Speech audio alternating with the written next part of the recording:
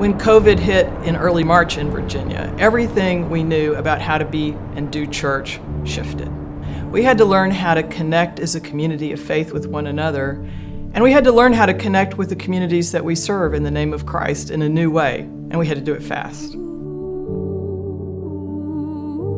Underground Kitchen is an experiential dining company, giving chefs of color and women an opportunity that they don't get in the regular world, a possibility for chefs to come together and cook without boundaries.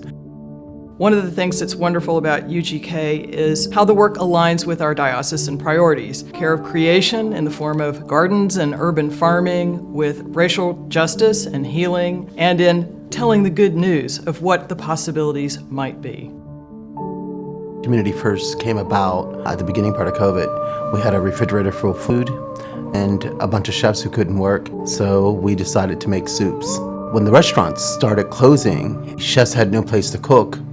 We ran out of kitchens. I was thinking of what we could do to find another kitchen, and I said to Barbara Ambrose, my neighbor who was a deacon in the Episcopal Church, we need kitchens. I said, we need to feed the hungry during this period, and she said, give me 24 hours. When I got a phone call to talk about the possibility of the Episcopal Church partnering with Underground Kitchen in their feeding ministries across Richmond, I knew the Holy Spirit was right in the middle of it. I knew we had to do something, and we didn't know how. They knew how to do something, but needed space to do it. The next day we had 9 Episcopal churches, all jumped in feet first, including Roslyn as a part of that team. When Jesus and the disciples were caught in the countryside with a lot of hungry people, the disciples asked, "Where will we get food to feed them?" And Jesus said, "You feed them." With the partnership with the Underground Kitchen and the Episcopal Church, the story of the feeding of the 60,000 began in Richmond. For our essential workers, such as our doctors, nurses, and first responders, these people keep our communities functioning. We have 1.2 million children under age 12 in our Commonwealth. 80,000 of them may be the children of healthcare workers. Today, I'm calling on our local communities who are continuing to make meals accessible to students during these closures.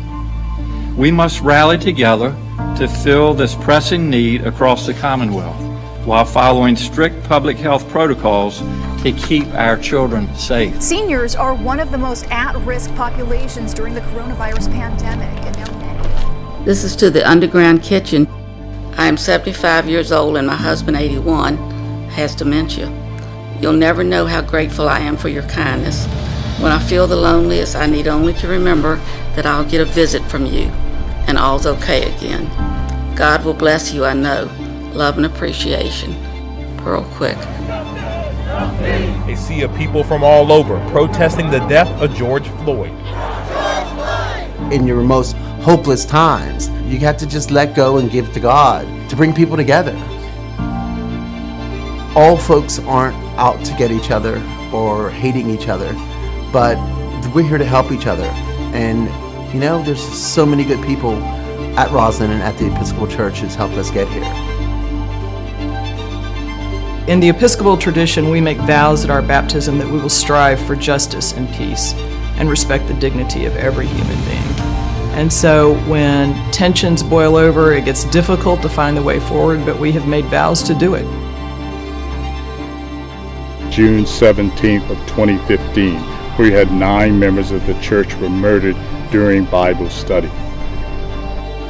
Reverend Pinckney, who was the preacher who died at Mother Emanuel Church, his dream was to feed the hungry folks of South Carolina. That tragedy happening 5 years ago, we're talking about a lot of the same stuff, but there is great things out there towards the goodness and the kindness of people being human.